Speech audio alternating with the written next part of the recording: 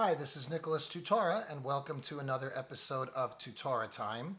Today is January 20th, 2021, and it is a very dramatic day, a very sad yet important day in American history, as today Donald Trump's presidency came to an end, and Joe Biden was sworn in as President of the United States. Kamala Harris was sworn in as Vice President of the United States. You know, this election was fraught with so many inconsistencies, irregularities. There was evidence of voter irregularities. A lot of questions with the Dominion machines. There was over 2,500 sworn affidavits. And yet no court ever took the case. No court ever heard the evidence. Everything was thrown out on procedure. So the people who witnessed irregularities, fraud perhaps, none of them were actually ever heard from in court. As in contrast to the impeachment, the first impeachment trial of Donald Trump, there was evidence of there was an impeachment trial started over third person hearsay evidence from one anonymous whistleblower. So whatever you think of the election, there is clearly a double standard there because 2,500 plus sworn affidavits signed under penalty of perjury versus one anonymous whistleblower. The second one got a full trial. The other one didn't even get its day in court. Also, one of the things that I find a little difficult to swallow in the Biden presidency is that usually it's rare that somebody doesn't win a second term. Last one was George Bush the first, and then Jimmy Carter. And Bush the first was a continuation of Reagan, and he didn't do such a great job anyway. So people were kind of tired of that. He went back on tax promises. And then Jimmy Carter was just a complete disaster economically for America's stature around the world. But Donald Trump actually did a lot of good things for people across the board. So even when you throw off a one-term president, it's usually to go forward now in a new direction, one that has not been charted before. I don't think I've ever seen in my life a president be voted out so we could go back to the pre-existing policies, which is what's happening now. Biden is going to reinstitute Obama's policies. I mean, this is really Obama's third term. As Obama said in one of his interviews, because you can't run for a third term as president in the United States. And Obama was, well, if I could do it without having to actually run, if I could just be in my basement in my sweats with my earbuds in calling the shots, then that would be good. So that's basically what we have now. Joe Biden is basically a complete puppet of the globalists, of Barack Obama.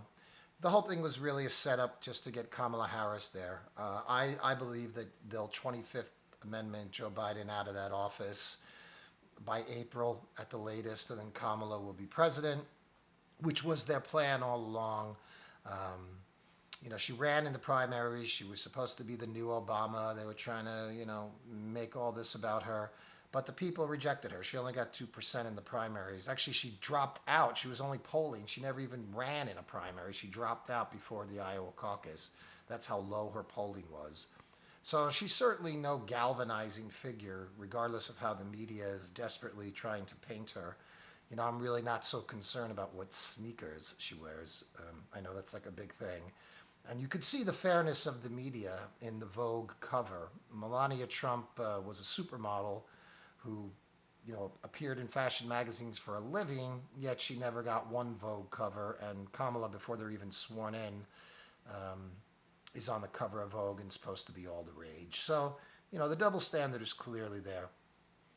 One of the first things Joe Biden did today was he re-entered the Paris Climate Accord, which is a disaster for the United States. It's about controlling carbon emissions. First of all, the science of global warming is sketchy at best. People like to talk about the consensus of the science. Well, a lot of the science is, a lot of those studies about global warming is paid for by people who will only continue to be paid if they say global warming is real. So the studies themselves are kind of skewed. But even with that, this climate accord lists China as a developing nation, which actually allows China not to abide by the rules of the Paris Accord, but the United States has to. And that affects our industrial base, our economic base, our productivity. So basically, our ability to produce energy is now going to be hampered, dictated by the terms of the Paris Climate Accord. And China doesn't have to follow that. China, India, they could just keep polluting, they could just keep spewing filth into the air to build their economies up to the year 2030. But the United States has to start abiding by that. And our sovereignty is now being uh, chosen for us by those in Brussels and those part of the globalist cabal.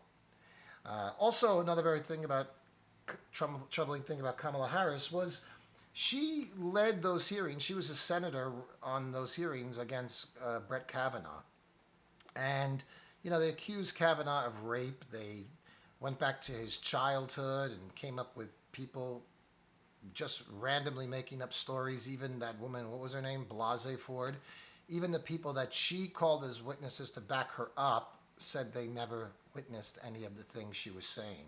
Yet Kamala Harris was so eager and determined to say that Kavanaugh was a rapist. So I don't know.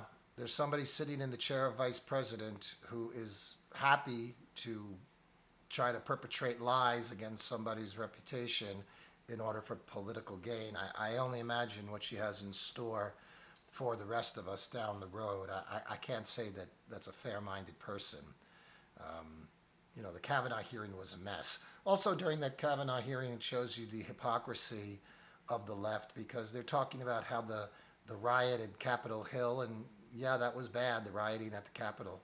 But during that Kavanaugh hearing, the Capitol was under siege. I mean, there was people screaming out in the middle of the hearings. There was violence, there was anarchy in the streets of Washington, protests. Chuck Schumer's on the steps of the Supreme Court at another point, calling out the justices of the Supreme Court that if, they don't go along with what he wants, is going to be hell to pay. They're going to reap the whirlwind. So the double standard is just, unbelievable. Donald Trump returned to his private life, and I want to thank him, President Trump, for everything you did for the country. You're the first outsider, you're the first person who was a true outsider who never actually held political office before, but yet rose to the level of President of the United States, and that's quite an achievement. That's also the reason they hate him, because he did it without them. He didn't need their money, he didn't need their machine, he did it on his own.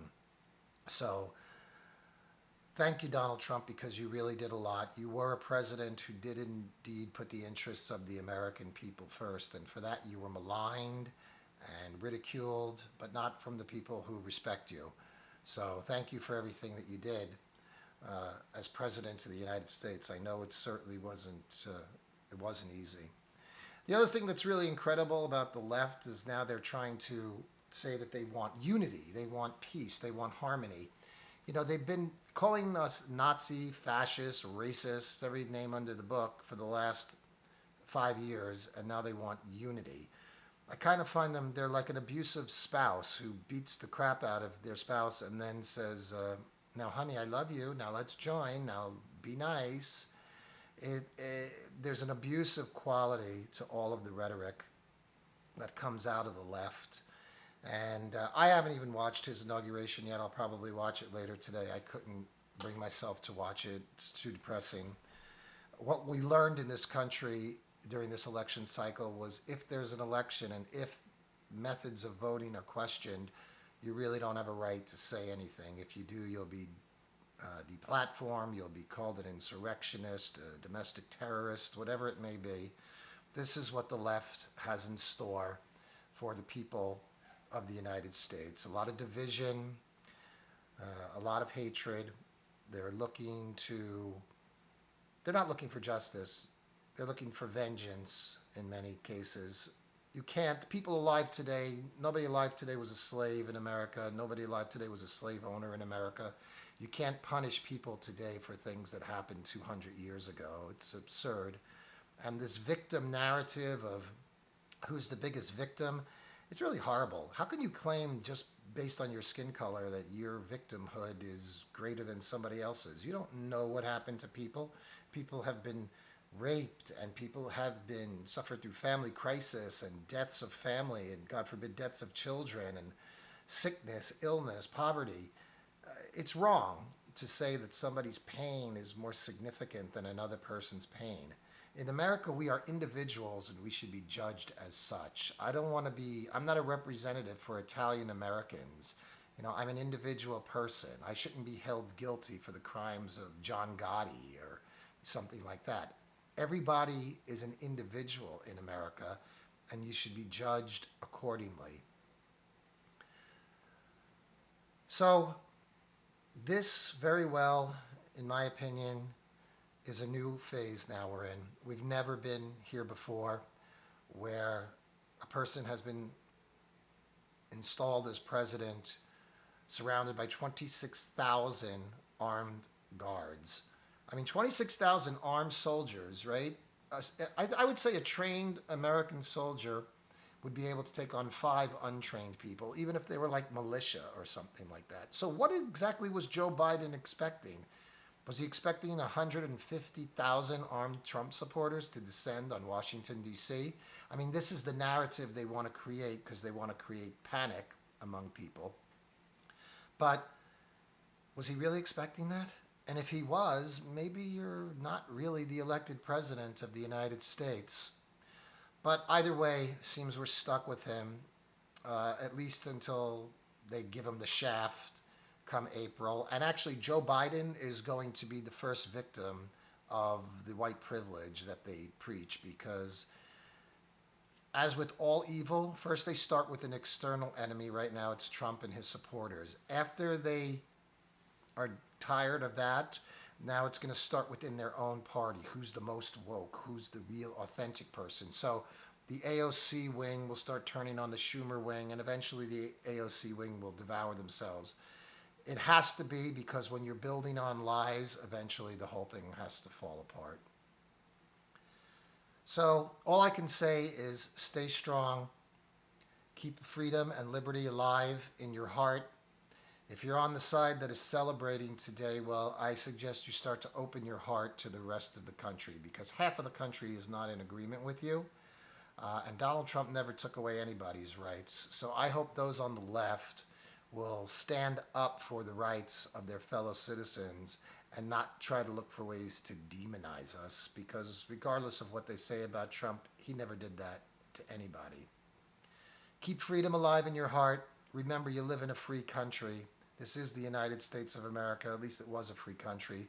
But we are free people because of what we think here. We have to keep freedom alive within us. Talk to everybody you know about it. And little by little, hopefully, we could restore America to its true glory. And, you know, hopefully Biden and Harris, hopefully they'll wake up. They'll do some things for everybody. And hopefully they can do something to heal the country. Donald Trump, wish them luck. And I'll wish them luck also. You know, they should. I don't agree with them. I have very serious questions about the election. But if they're going to be there, hopefully they could do something right for everybody. Well, I'm Nicholas Tutora, and I'll talk to you again on another episode of Tutora Time.